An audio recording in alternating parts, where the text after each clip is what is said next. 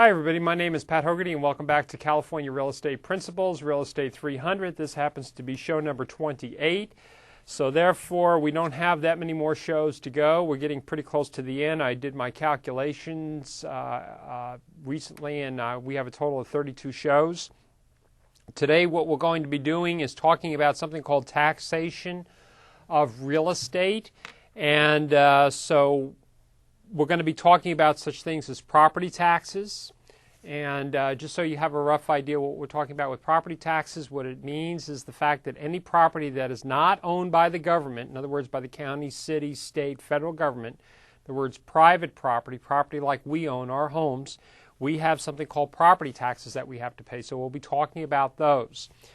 The second thing we're going to be talking about also along that line is something called special purpose or special types of property tax. Or, in other words, taxes that are levied against property that we may own for certain kinds of improvements that are directly affecting our property or the properties that are in our community. The third type of tax we're going to be talking about is something called the documentary transfer tax stamps.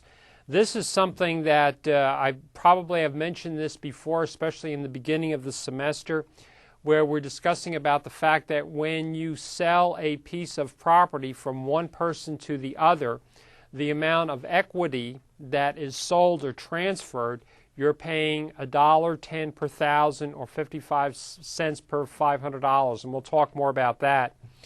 We're also going to be talking about something called income taxes. That'll be near the end, possibly maybe even the next time. And the reason why that becomes important is not that you're going to become a tax expert, but what is important is that you are very aware of what the tax laws are so that you can at least be able to say to a client, you know, maybe I would recommend that you need to sit down with your accountant and discuss the sale of your residence because you're moving into an area where you may be subject to some kind of capital gains or income tax consequences, or especially if you're dealing in the purchase or the sale of investment property, anything from a single-family home to a small duplex, fourplex apartment house. So you need to be concerned about that. And then somewhere in there, we're going to be talking about something called the gift and inheritance taxes. Gift taxes have to do with where you decide to give some property from yourself to, say, your son or your daughter, and what kinds of consequences may there be in the giving of that property to them, both from your standpoint and their standpoint. And the other one, inheritance tax, that has to do with where you die or someone dies and they decide that they're going to leave you the property or you're going to leave somebody the property, a property that you own. Is there any tax consequences that are involved in that? So we'll be talking about that. So where we're going to start off with is, as usual, we're going to be talking about some definitions that are within the book.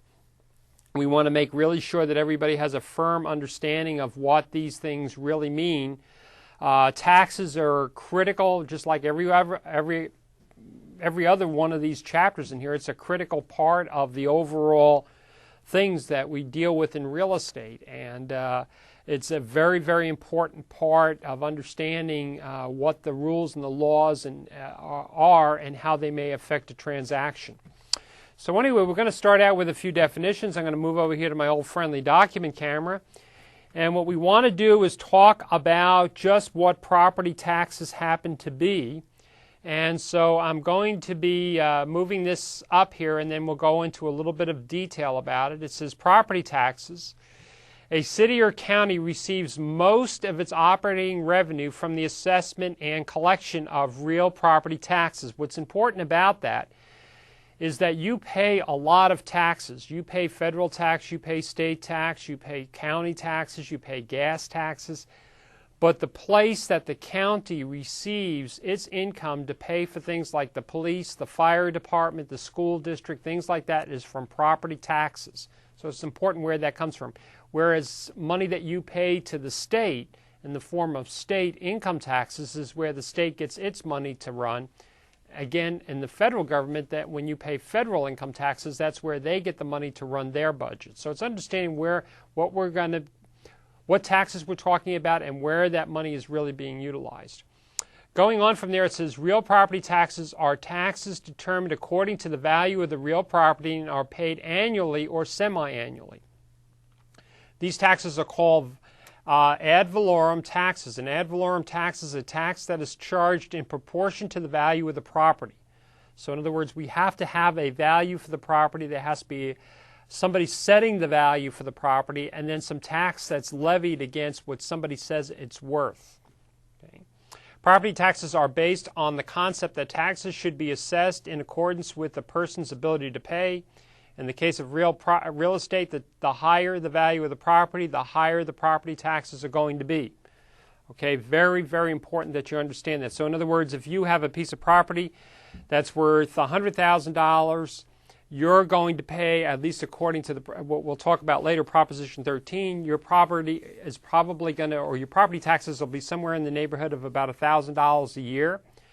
On the other hand, if you own a piece of property that's worth $500,000, your property taxes are probably going to be in the neighborhood of $5,000 a year. If it's $1 million, it's going to be $10,000 a year. Typically, in California at least, the base rate is 1% of the sales price of the property when it was transferred. So that'll give you an idea. So the higher the value of the property, the higher taxes you pay, the higher contribution you're making towards the county to pay for things like schools, fire departments, things like that. Going on from there, what we want to do is also have a definition of what are the two entities that are involved in this property tax business. On the one hand, we have somebody called the county tax assessor. A county tax assessor. So just to go through what that is, it says the county tax assessor is a county officer who has the responsibility of determining the assessed valuation of the land, improvements, and personal property used in business. The county tax assessor determines the value of both the county and the city properties, except in a few cities that use their own assessors. Okay? The important point that we want to get here is that it's the county tax assessor that determines how much the property is worth. As I mentioned before, and we'll talk about it in a minute, typically in California now what happens is whenever we sell property, the new property taxes are 1% of the sales price. But we still have somebody called a property tax assessor that determines the value of the property. So for example, if you feel that your property has gone down in value for some reason, who knows what that reason is, but for some reason, and you want to go and talk to somebody about the possibility of getting your tax bill lowered, then you would be talking to the county tax assessor. Okay? That's who you'd be talking to. Not the collector, but the assessor. And you're going to find out when we talk about this, the assessor and the collector are two different organizations. It's kind of like we don't want to be putting the fox in the hen house. We want to keep the money and the assessment separate. Okay? The other organization you're going to be dealing with is the county tax collector. Now, the collector is the one that collects the money. So it goes on from here, and it just says the county tax collector is the county officer who collects the real property taxes. He or she collects taxes. The county tax collector has nothing to do with determining how much the tax is levied. All they do is they have a bill. They say, according to the assessor's office, you owe us $2,000. Where's the money? That's all they're concerned about, okay? If the property taxes are not paid, the county tax collector will eventually require that the property be sold at a tax sale. Okay, so that's the people.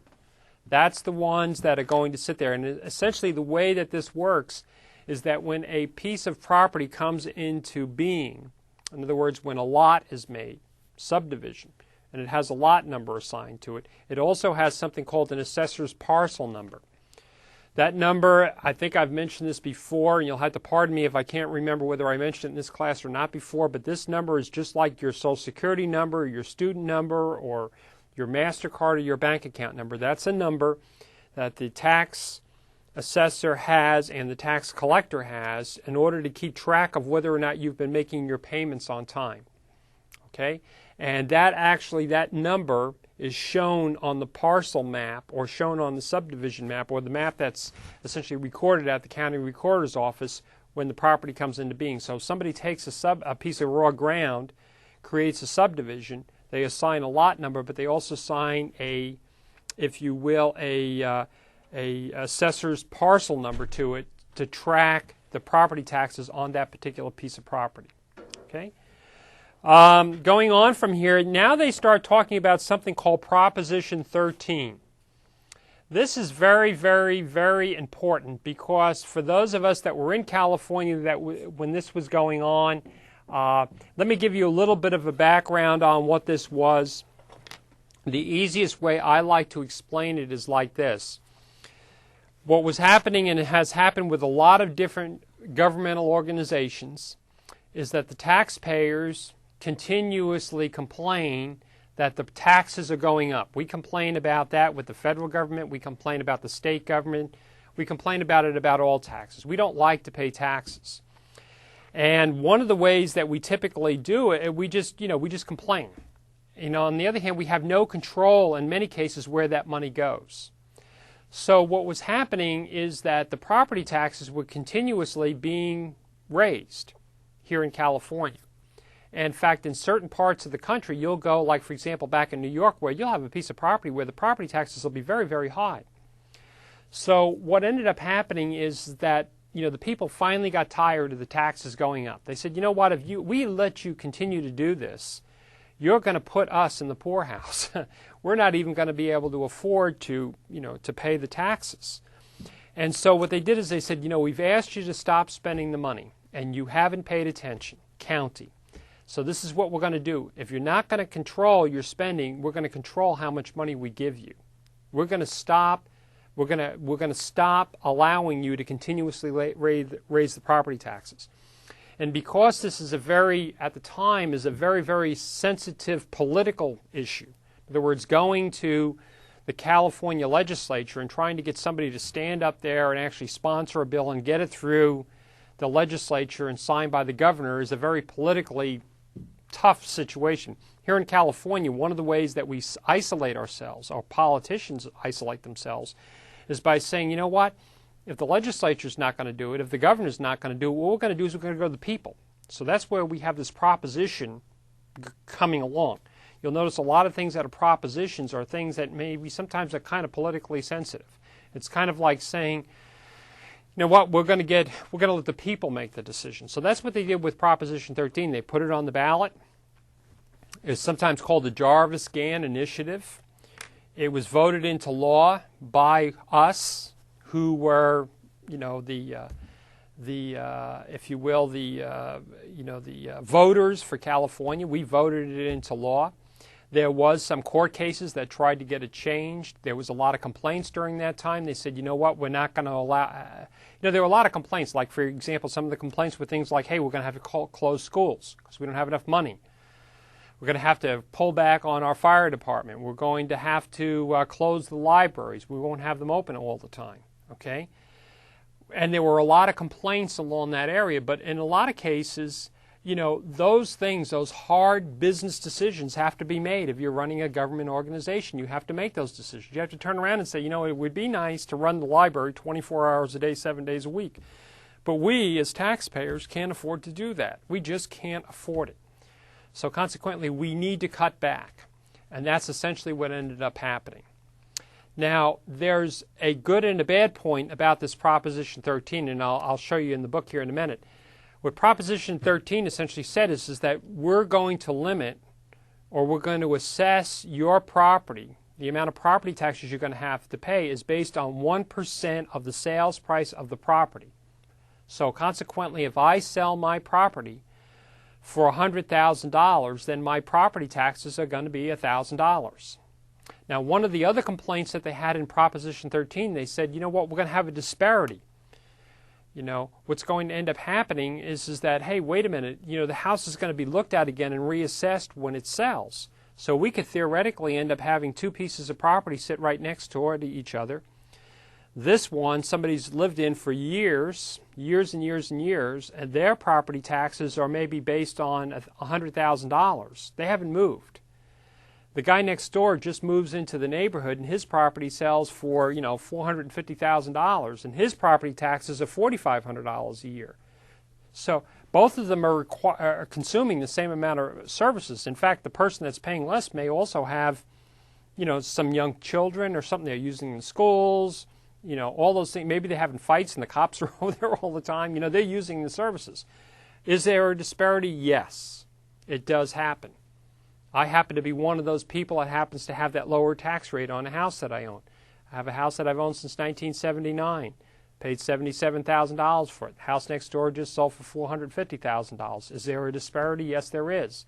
If I sell my house tomorrow, is it going to be reassessed to that higher rate? Yes, it will. Okay, which is important for us to know. It's important for us to know what the impact of that's going to be if we're going to buy or sell. Also important that if we're going to be listing a property for sale or whatever, and we're looking at the property taxes, knowing that if they're, say, $1,000 a year now, when it gets sold again, it's going to go up. It's going to go up based on the sales price. The thing that we need to do is have some sort of a rough idea on how that works. Some rough idea on how that works.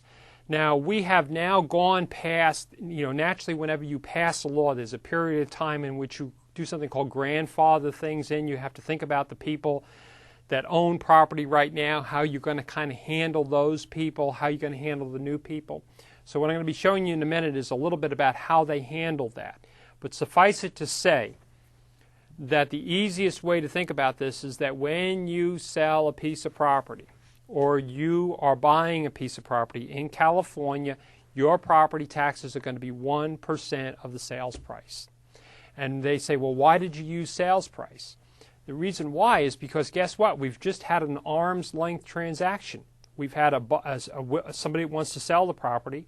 It's been exposed to the market. It's been shown to a lot of people. We finally found a buyer. That buyer's been ready, willing, and able to buy it and has liked it. Hey, I think we call that an appraisal, don't we? It's sort of like an appraisal. Okay, so that's how it's said. It's a fair thing.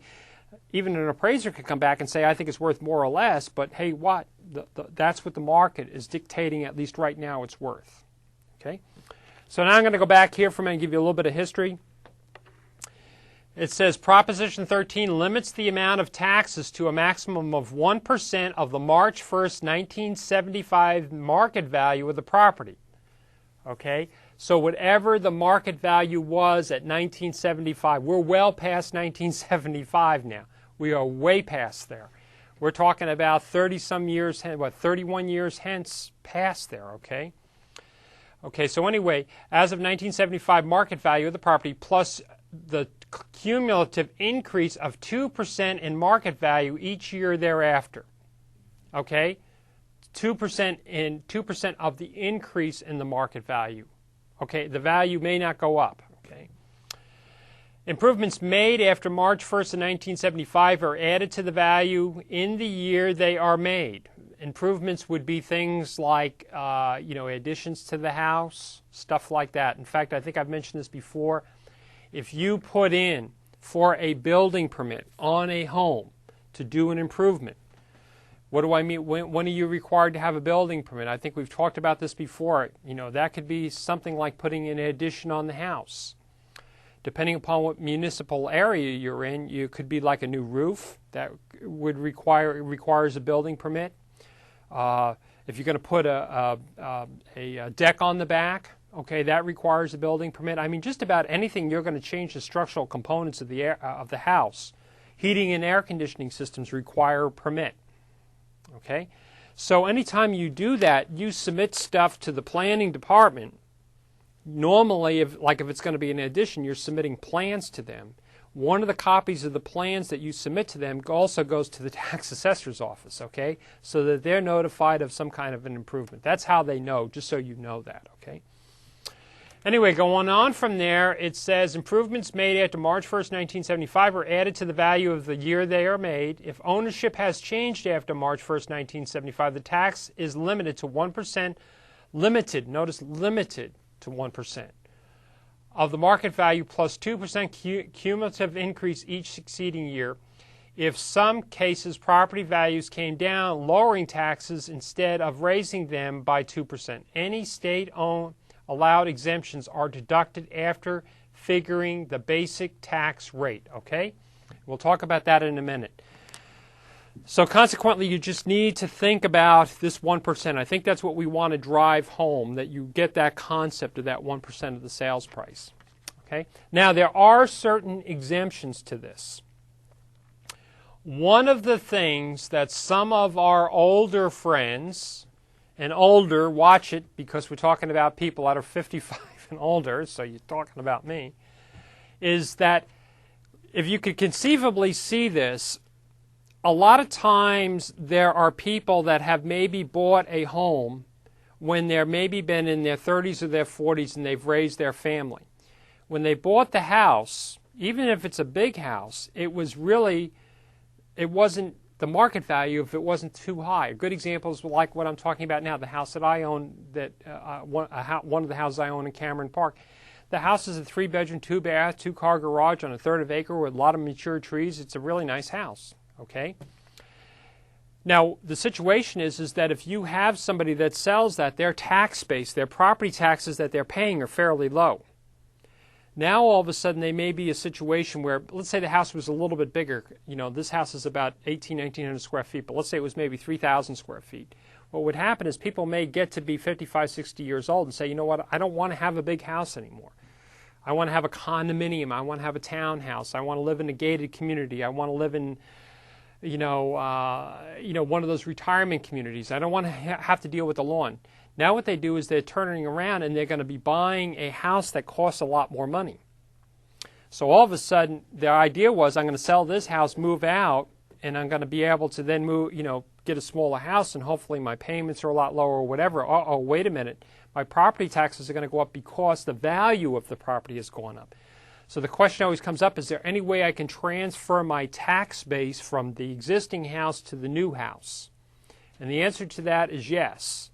But these are the rules. Okay, these are the rules. And this becomes very important, especially when you're looking at people that are saying, what happens a lot of times when people get ready to retire, they move from working on getting an active income, where they're getting an income from a paycheck, where they start living on a fixed income. And a fixed income typically means is that one of the things with the fixed income is it's usually not going to go up. Usually you don't have any ability to really earn any extra income unless you get another job. The other thing, too, is the fact that it usually is, in some cases, considerably less than what you were making. So in other words, people maybe were making, I don't know, say $60,000 a year. They get ready to retire. They're not going to get $60,000 a year. They're going to get maybe $30,000 a year in retirement, and that's if they're doggone lucky. Okay? But they're going to be making less money. So they're not going to have the same amount of income. And usually they're also going to have some other expenses, especially after they live a few years, medical bills, things like that. So the thing is they don't want to move and raise their property taxes at the same time. So so this is what we're talking about. So this is property tax base is transferable, Proposition 60 and 90. Under the following conditions, based on Proposition 60 and 90, homeowners may be permitted to transfer their current Proposition 13 tax base with them when they buy a new home. That sounds good. Now, these are the rules under which you can do it. Number one, homeowners over age 55. My goodness, I meet that requirement. I'm 56. I'm okay there. Number two, home purchase within 2 years of the original sale. So in other words, within 2 years means I purchased it before or I purchased it after. Okay, but within that 2 years before or after. I did that. Replacement home of equal or lesser value. Uh-oh. That's one of the areas where you can run into a stumble. Okay? Concept here is maybe you're talking about maybe moving out of a house that's worth a lot of money into a smaller house. Again, you have to calculate this out. Number four, new home must be in the same county or another participating county. Participating means that we have a relationship with the other county. So, for example, we're talking about if it's within the same county, within Sacramento. You move from South Sacramento to downtown, closer, I don't know, just because you want to be closer to downtown. Okay, but you remain within the same county, it's transferable. But what happens if you want to sell your house and move to Placer County, okay, or El Dorado County, or Yolo County, or whatever? Is it transferable? So what you have to do is you have to check with the other county to see if they will also agree to allow you to transfer that tax base. Okay, where would this come in being very important? Especially if you have people that are older, they're getting ready to retire, they want to move on, they want to downsize the size of the house, and they want to buy something smaller because they don't want to maintain it, they don't want to have to cut the lawns, they don't have to do all that kind of work.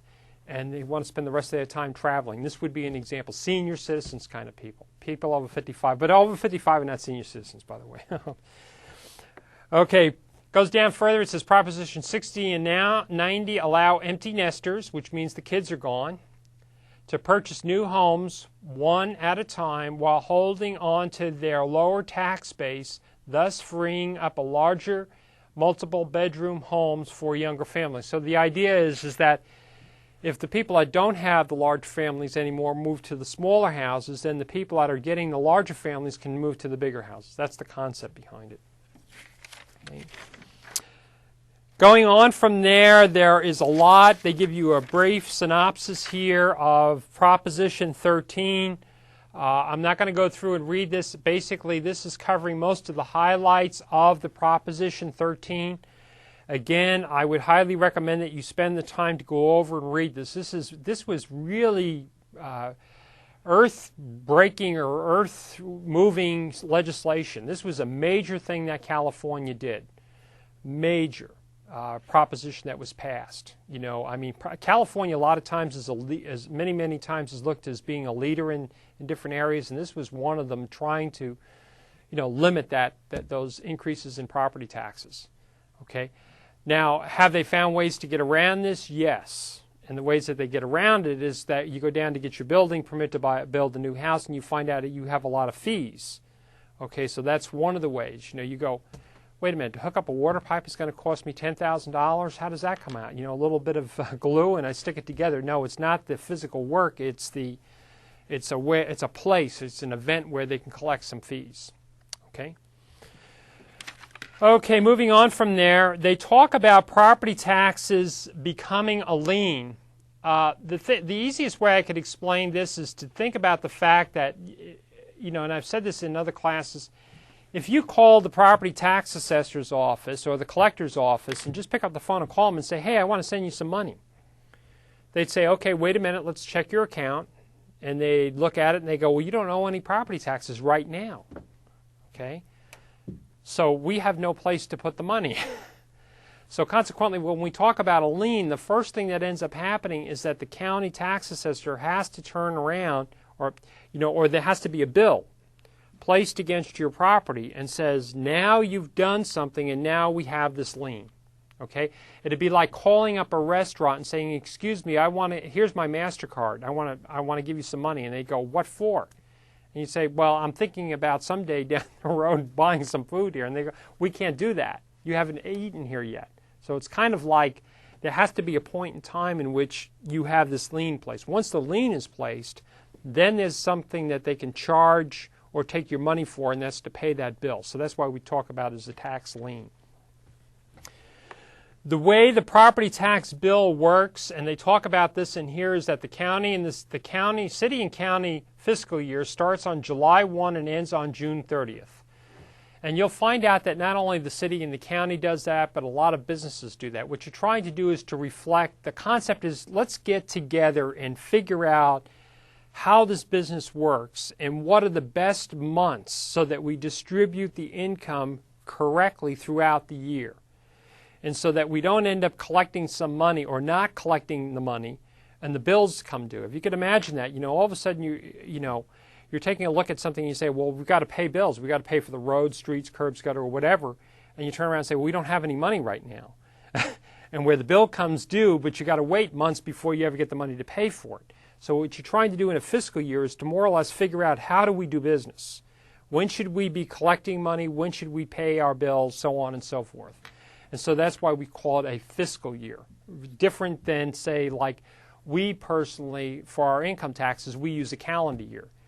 At the end of December, we say that's the end of it. Anything we earn after December 31st, starting in January is for the new year.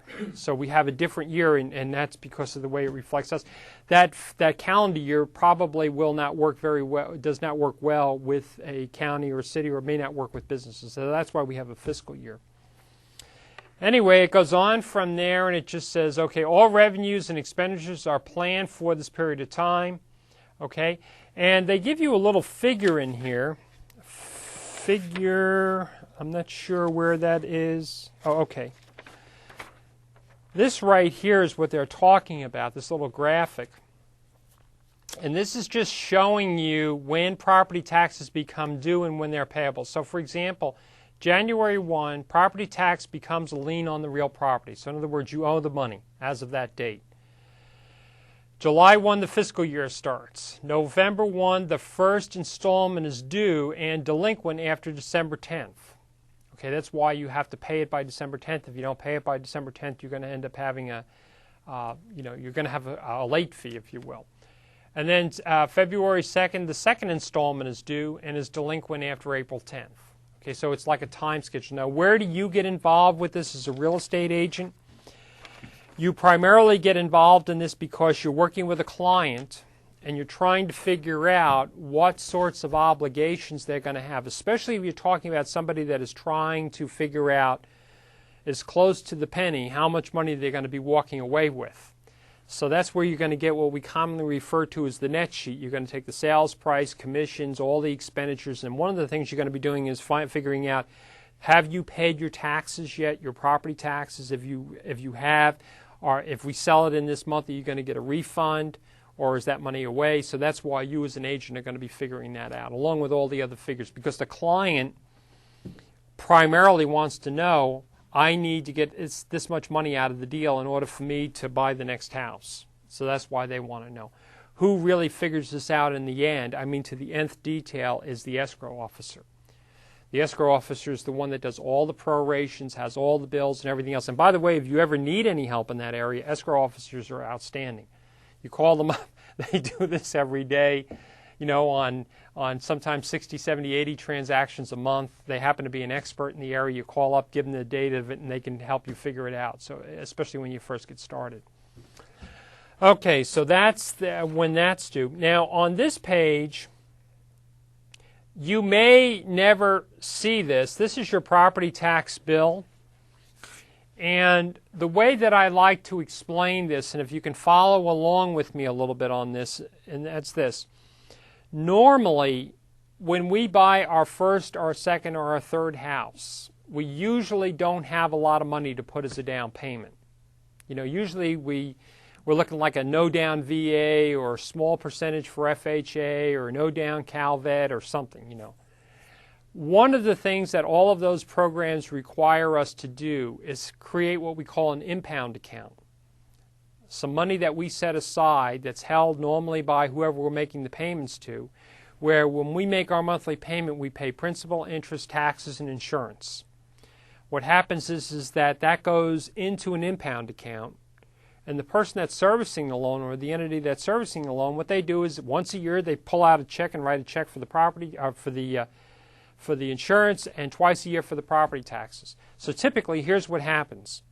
We move into the house, we get a tax bill, a property tax bill from the tax assessor's office.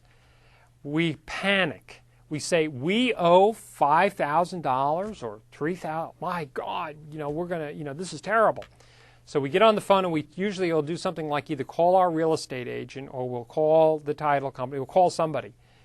And after a few minutes, we'll realize, they'll calm us down and tell us, you know what, don't worry about it because that's just for your information. We've actually, every month when you make your payment, you're paying that 1 month at a time. So after you do that after a while, you go, oh, okay, you mean when I make my payments, that's covered? Yeah, okay. So the next year when you get the property tax bill, you never look at it again. And probably it's the same thing. As long as you have an impound account, you probably don't really look at the tax bill. It's not until you probably get into the 5th, 6th, 7th house where you can put more than 20% down that all of a sudden you have a choice. Do you want to have your stuff impounded or do you want to pay it yourself? And it's at that time that's the first time you're going to look at that property tax bill. Okay? What this tax bill is doing, and I'll just go through it really quickly with you, this is an annual property tax bill. I'm going to zoom in and out so we can see what's here. This happens to be, let me go through here, see if this is, yeah, okay. Annual property tax bill for the cities, counties, schools, and other tax agencies in Los Angeles, but they all pretty much look the same. This is secured property tax bill for the fiscal year July 1, 2003 to June 30th, 2004, so it's telling you when it's due. This is telling you who the treasurer and the tax collector is, and then who to call for tax assistance, or who to call and say, you know, what's going on? I think I'm paying too much. I already paid, whatever. Now, when you call that number, by the way, you may get somebody that may refer you to somebody. Okay, it doesn't mean that you're talking directly to the person. It's just getting you in the area, and then you may have a specific question about your tax bill that, you know, may end up going to the tax assessor, or may go to the tax collector, or may go to somebody else. So it depends. Down here on the left-hand side is where you have your tax ID number. That's your assessor's parcel number. Okay. And then it says owner of record as of this date is, and it gives you the name of the person, and as shown below, and it gives you the mailing address. Now you may say, well, what do you mean by mailing address? Because you may very well have property. This may be an investment piece of property, like a rental, where, you know, the tax bill goes to you, but somebody else lives in the house or in the apartment complex. Okay. Going down from there, let me see if there's anything else on here. This is just the tax assessor's office located down below. This is telling me that it's a tract, it's a condominium unit number 2. That's what I'm getting out of that bill. On the right-hand side here, it's just showing me, again, my tax ID. This is the agency. This is where the rates are and where my money is going that I'm paying. Okay. Of course, some phone numbers if you want to talk directly to these people, flood control, 991, so on and so forth. Down below here gives you what the taxes, total taxes due, shows you when the first one's due, when the second one is due. It shows you, and let me see if I can roll this up here a little bit, it shows you what the assessment is. It says right here, as of this year, the land is valued at $43,828, and that's the taxable value. That the improvements, meaning the house or the structures on it, are valued at $39,090. Okay. This says less an exemption, total less an exemption if there is an exemption. This doesn't have an exemption on it, which we'll talk about it in a minute. The exemption is $7,000 of the assessed value, So what would happen is that I would be looking at the assessed value here, and I would be taking $7,000 off of that, okay? And then I would be remitting the taxes. But at least from what I see here, there's no exemption against this property. So what I would have to make the assumption, right or wrong, since there's not a homeowner's exemption or a veteran's exemption, it's probably a rental piece of property. That's what I would have to surmise from looking at that, because the homeowner's exemption and the veteran's exemption are only allowed on owner-occupied property. Okay? And then this down here shows me the net taxable value of the property. Okay? I'm going to flip this over for a minute. I'm going to zoom in and out a little bit. This side right here is giving you the coupons that you're going to do. What will happen is you'll get these in the mail. This right here is for the first installment. This is for the second installment. What you do is you take a pair of scissors and you cut across there. I'll zoom in on the first one. This is just giving you, again, we'll zoom in here. This is just giving you the mailing address, where the property, or the mailing address for the property, payment due, where to make the payment to. This shows you what the first installment happens to be, where it's going to get mailed to. Normally it goes in one of those nice little clear envelopes. This is the assessor's parcel number. This is the first installment amount due. Same thing up here. You go to the second one. Same situation, okay? That's your tax thing. You cut that off, put your check in there, and off it goes. That's your tax coupon. All right. I think I beat that one to death as far as that goes. Okay, next thing is the homeowner's exemption. Now, I say this to people and they all go, nobody told me that, you know. Oh, no, that happens automatically. You know, Pat, I think you're full of a lot of baloney. Notice what they allow a homeowner to do is to take they want to give a homeowner a break. Say, if you live in the property and it's your primary residence, then we're going to allow you to pay a little bit, and notice I said a little bit less in property taxes. That $7,000 they're talking about is not $7,000 relief in your property tax bill. It's a $7,000 deduction in the assessed value. So as an example, if my assessed value in my property is $100,000 and I have a homeowner's exemption, means I can take and deduct $7,000 from the 100, or my property taxes are levied on the $93,000. That's what it means. Okay? Now, you have to file for this. And people say, well, no, you don't. And I say, yes, you do.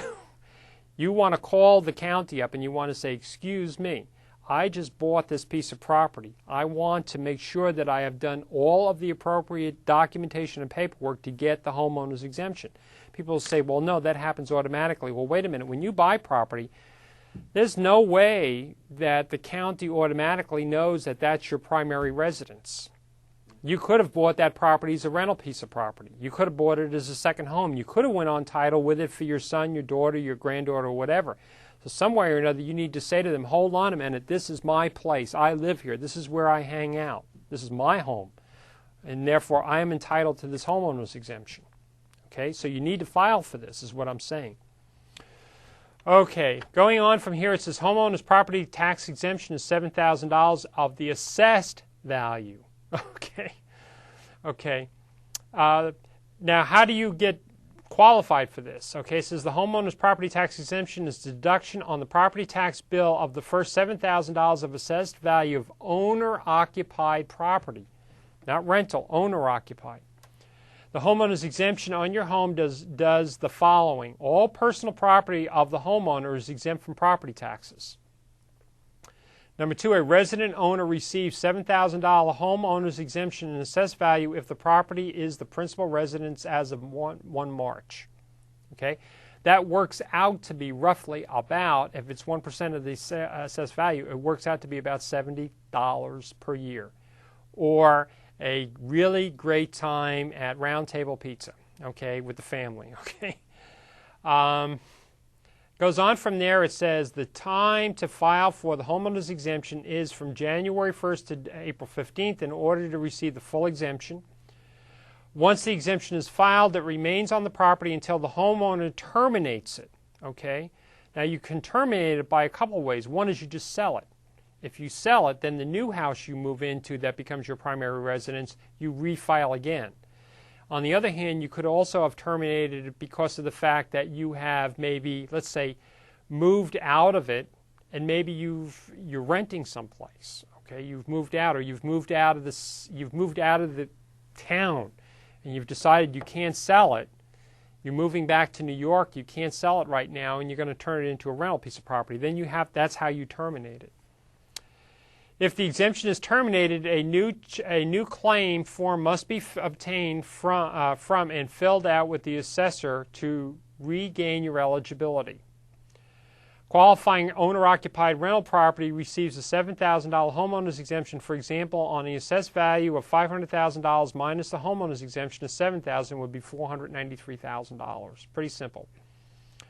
Prop 13 is 1% of the $7,000, so the tax savings in reality is about $70, or the cost of a couple very large pizzas and some soda at a good pizza place, or a good night out with the family. That's about it. It's not a lot of money, but it's something that's due you.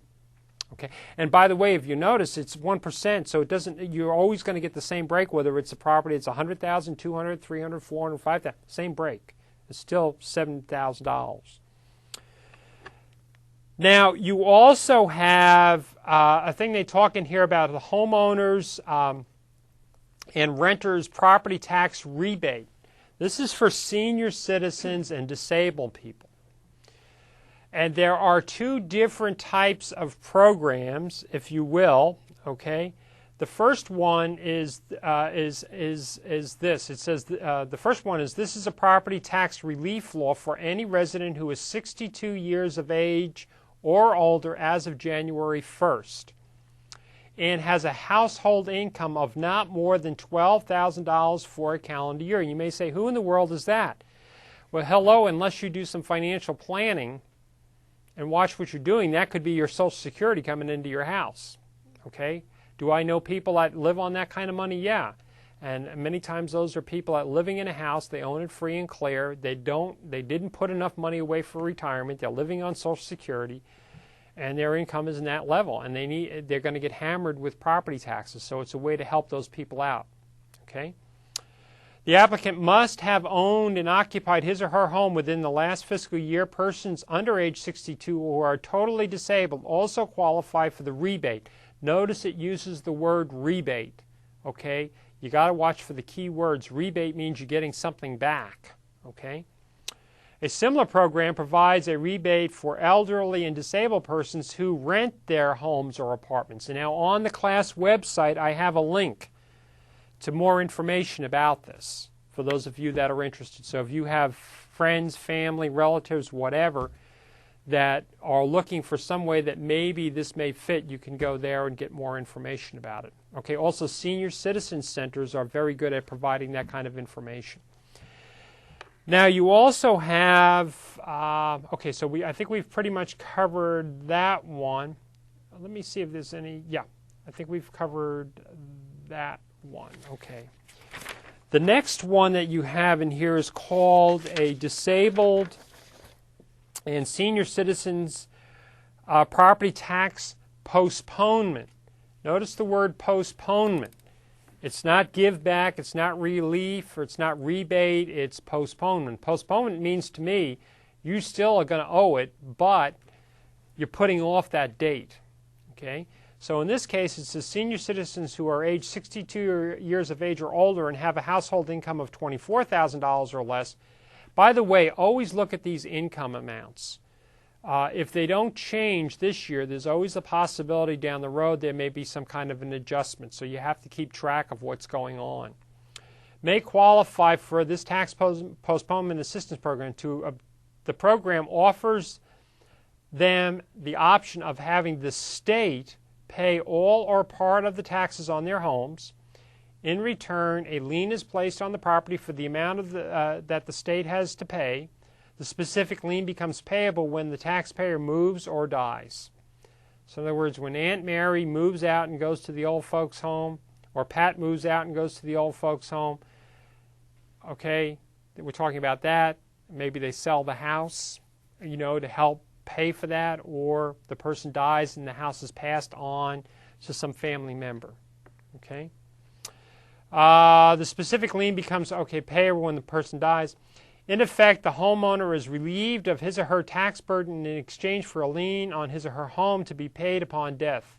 California has extended this program to include persons under the age of 62 who are legally disabled. Okay, which gets into another realm. A lot of times when we're talking about legally disabled, normally those people are usually people that are long-term disabled, that something has happened to them, they cannot go back and do the occupation they've been working on. Many of those people are also qualified for some form of Social Security disability, because Social Security is very, very strict on giving out disability, and Social Security is a long-term program.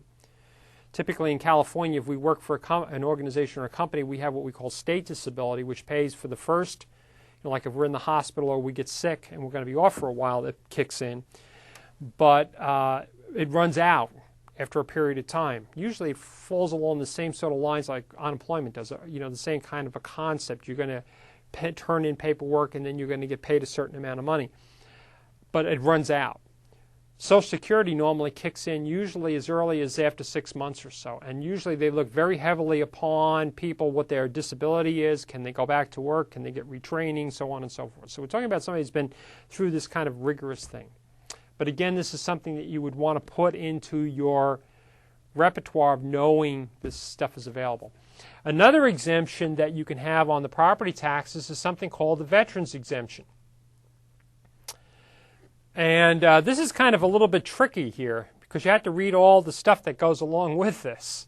It says, any California resident who served in the military during a time of war is entitled to an annual $4,000 property tax exemption against the assessed value of the property.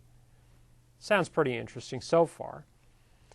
The exemption also applies to the widow, widowed mother, or pensioned father of a deceased veteran. However, the exempt property is limited to the assessed value of less than $5,000 for a single veteran and $10,000 if married. For disabled California veterans who qualify, however, the assessment limit can be raised up to $100,000. Now, again, for those people that were in the service that have a service-connected disability, we know who we are, and there's levels of disability. And those levels of disability are usually like 10%, 20%, 30, 40, 50%, and each one of those percentages have other things that go along with them. And for example, I believe the last time that I checked, somebody that has 100% disability also can not only would this apply to them, but also would qualify, for example, for having the, I think it's the registration on their car. One of the cars they have is automatically, they don't have to pay it if they happen to be disabled. So there's certain kinds of things. Where do you find out about that? You call the county. You call the county up and say, excuse me, I happen to be a veteran, do I qualify for this? And they can fill you in on the details. Okay? Okay. All right. And I think that that's okay.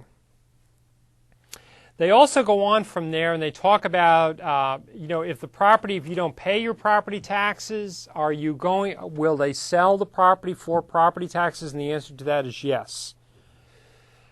The issue, though, and are there people that buy these properties? The answer to that is yes. And many times the reason why people will not pay their property taxes is because for whatever reason they feel that they really can't do anything with the property. Sometimes you'll see where you'll see properties that are kind of weird shaped, triangular shaped. They're not buildable lots, and they'll just say the heck with it. I can't do anything with the property anyway. I can't build a house on it. It doesn't meet zoning requirements. I'm just not going to pay the property tax. I'm going to let the property go. But it's not like it happens sort of automatically and the new person that buys the property can come in and build on it. There's a time period in which you can come back and reclaim the property and pay property taxes and bring it back up to speed again. And again, in here, they talk about that process. They talk about the delinquent sale, the book sale. I'll see if I can find it. It says each year on or before June 8th, the county tax collector publishes a list of tax delinquent properties. By the way, I have this on the website too. And the website for Sacramento County looks just, for this purposes, looks just like the one they show you in the book for Los Angeles. It's the list of the properties that are for sale. This is his or her notice of the intent to sell all such properties on which the property taxes have not been paid for 1 year, are on this list. Strictly speaking, this is not a true sale, but is a formality called the book sale that starts a 5-year redemption period. Okay? If the property is not redeemed within 5 years, it will be deeded over to the state. So it goes through whatever that process happens to be, just so you know that. And again, I have the links on the website, and I think probably the next time I'll show you that. Okay? Okay, so we've dealt with this. This happens to be the one for Los Angeles, the website that they have for the property taxes. And as I mentioned before, the Sacramento County works pretty much the same way. It talks about the rules and laws. If you look over here to the left-hand side, and I'll kind of blow this up, you'll notice that they want people to be aware of how the process works, what the legislation is, in other words, the rights of redemption, terms and conditions, bidder registration, bid cards, so on and so forth. So all the information that you would need to know about that particular process is listed there, okay, so that you're aware of what's going on. Okay, and as I mentioned before, I'll show you again, if time permits, the next time, where we have the same sort of a thing in, if you will, in trying to think right now, in Sacramento, okay, because it helps sometimes to say, okay, they do that in Los Angeles, but what happens in Sacramento? Show me in Sacramento how it works. It works the same way. Okay, now the next thing we're going to talk about, or start to talk about now, is something called special assessment tax. Okay, and what this amounts to is that in some cases, some people that are in here are going to say, Pat, I think you're kind of making it up. I've never heard of that. I've been in California my entire life. I've never had to deal with this. I think you're full of baloney. And you may find that if you live in a community that's been around for years and years and years, a lot of years, the houses are built, you live in the community, you're going to find out you pay your property tax bill, and that's pretty much it. Now, if you live in a new area, okay, where there's new development going on, you may find out that you do have these special assessments. And as an example, up where I live, I have something on my property called Melrose, which we'll talk about the next time. What it is that when a developer gets ready to put a subdivision in, the easiest way I like to explain this is that they go down to the county. They wander in there and they say, hi, you're at the front counter, listen, I'm thinking about putting a 200-unit subdivision in. Would you put my streets in for me? Would you put my curbs and gutters in? And they go, hey, that's nice. It'd be nice to have that property tax base here. We'd love that. We could use more business down at the grocery store. But the problem is we don't have any money to put that in. We, the county, have no money to build those streets. If you want to put that subdivision in, you're going to have to pay for those streets. Of course, they smile and they're very nice about it. So the question comes up is, well, where does the developer get the money to do this? Where do they get the money? Because that's not cheap. If you go out to a subdivision, for example, you'll see that they go out and the land is flat. And then they bring out a bunch of bulldozers and backhoe and all kinds of Kubota tractors and dig holes and pound on the rock. And the dump trucks are going back and forth. And when they get all done and they're completely finished, there's some streets in, and there's a bunch of land back again. And it looks, except for the streets, it doesn't really look that much different. But it's very expensive. It's very costly to put those in. So consequently, what happens is this allows that developer to go out and raise what we call a bond issue, that they sell these bonds to the investment community, in other words, pension plans, profit sharing, insurance companies, or whatever. Okay, they sell these bonds. They get the money from their investors. They use that money to turn around and make the improvements, put the streets and curbs and gutters in. And then what ends up happening is, guess what? When you buy your new house, you have your tax bill, plus you have this thing called Melrose, which is an additional tax that you have to pay. As an example, and I'll probably mention this the next time unless I forget, where I lived in El Dorado Hills for 18 years. I had property up in a place called Ridgeview Village. I had my property taxes. I never paid Melrose. Never. Okay? Why? Because it was already there. The streets, curbs, and gutters were in. I moved 3.5, 4 miles to the other side to a place called Serrano. Bought a house, pay property taxes, and guess what? Also pay Melrose, okay, for those improvements. And it's not cheap, okay? Why? Because when the builder put them in, they needed to raise the money. I'm the one that picks that bill up and continues to pay for it, okay? So we're pretty close to the end. The next time we're going to pick up here our discussion about these special assessments and move on through the rest of the information in the chapter. Otherwise, thank you very much for coming, and we'll see you back here the next time. Bye-bye. Have a nice day.